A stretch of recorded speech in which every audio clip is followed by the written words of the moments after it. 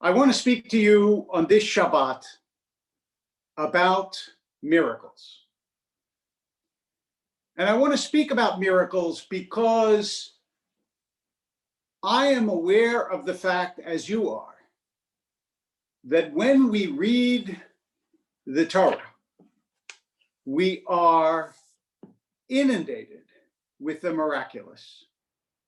And we discover the extent to which the Torah itself talks about and relates extraordinary, shattering miracles. This Shabbat is obviously one of the great examples of the splitting of the sea. And even if you seek to find naturalistic explanations, it was low tide, then it was high tide, for this or for the plagues, and such attempts have been made. Nonetheless, the reader stands in awe. And every child in religious school, sooner or later, asks the question, so where are the miracles today?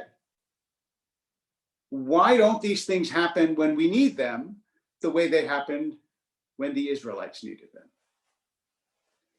Moshe holds his arms up and they win against the Amalekites. He lets his arms down and they lose. And again, some of the rabbis find naturalistic explanations. Well, it was a question of morale and seeing the leader and feeling yourself full of the energy of conviction of the cause, and yet still, there is a sense with the manna raining from the heavens, with the sea splitting, with the wars won, that in the Torah we see a God that we do not see, a God who works extraordinary miracles, and a God whom we could use in various times, not only for the most awful times, not only for times of persecution or of danger of death, but even in difficult times.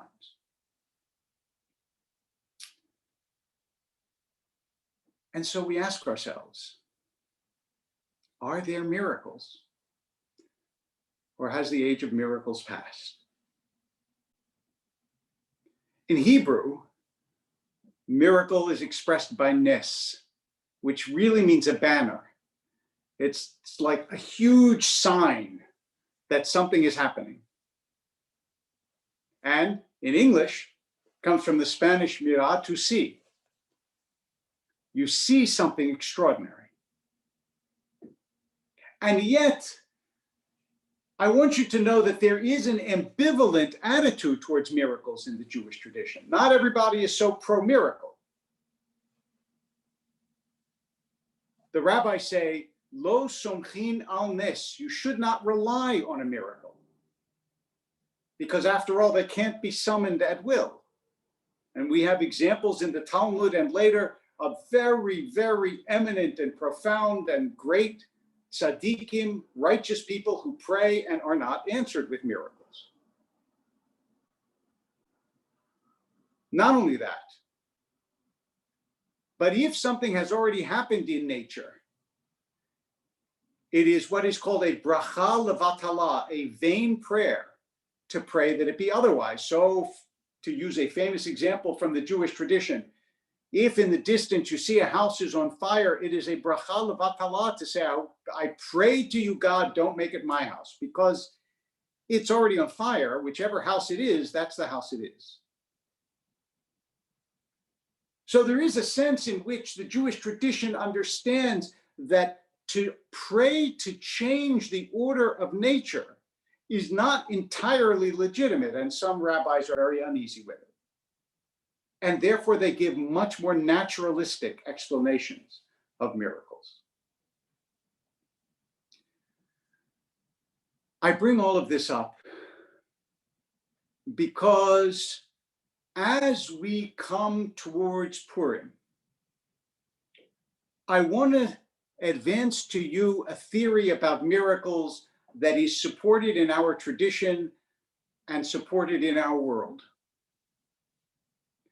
You'll recall that even though at the beginning of the Torah, God is consistently intervening, almost like a parent with a young child, you're always on top of them. You're always correcting them. You're always helping them along. As the Torah moves along into Nevi'im and then Ketuvim, God gradually recedes, just like a parent, and gives people more space to do what it is that they wish to do, because now they have been instructed. They know what is right. They know what is wrong. And the question is, will they do it? And so when you come to the book of Esther on Purim, Esther meaning hidden, God's hidden. Hester panim, the hiding of God's face, is something that recurs again and again in Jewish tradition as a theme and as a thought. God is not mentioned once in the book of Esther, not explicitly. And you have to find God in between the lines, as it were. You have to go God hunting. And if you go God hunting, you find God, but if you don't look for God, you will not see God there. That's what I want to say about miracles. You can see everything as natural. That's a saying that is attributed to Einstein, that you can see everything as a miracle or nothing as a miracle. That may be slightly overstated, but I understand the general point, which is either the fact that anything exists is miraculous in and of itself, or you walk through the world with a coarsened soul and with blinded eyes. That we are speaking to one another is a miracle. Because remember, it isn't just the fact that human beings figured out the technology, it's that the world allowed for it. So God might be hidden in it because all you see is the screen and the computer, but that this is a world in which wireless could exist, electricity could exist, we could exist. Everything rests on a substrate of miracle. Are there miracles? There's never a moment where there aren't miracles. Are remarkable things happening every instant of the day? Yes, I'm making sounds with my mouth and you have meanings in your mind. How is that not a miracle? We can see one another. We can hear one another. The only reason that we don't think of it as a miracle is that it dulls by repetition. When the manna first fell, the rabbis tell us, the Israelites were, oh my God, look at this miracle, but then it came every day. And even though sustenance fell from heaven, I had manna yesterday, I had manna today, going to have manna tomorrow. It's not a miracle. Now, if a truffled turkey fell from heaven, or in my case, some tofu, that would be a miracle. If tofu falls from heaven, just remember, you heard it here first. But we, the Jewish people, who have survived so much, who have endured so much, who, despite the horrors of our history, have such beauty and wonder and learning and richness and love in our history, how can we not believe in miracles?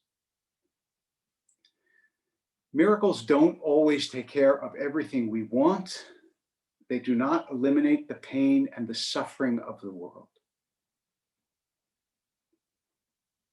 They just sustain all that the world is and enable us to try to work to make it better, to try to be God's partner in creating a world in which we make miracles for one another. Are there miracles in modern times? There always were, there are, and there always will be. We may not always see them, but remember that it is possible to renew our vision, to reinvigorate our souls, to refresh our hearts. And in those moments, when we get to see the world anew, moments of prayer, moments of contemplation, moments of connection, moments of love, we say to God, Al Hanisim, for all the miracles that you have worked for us. We are grateful. We thank you. And now, God, we know it is our job together to make more miracles. Shabbat Shalom.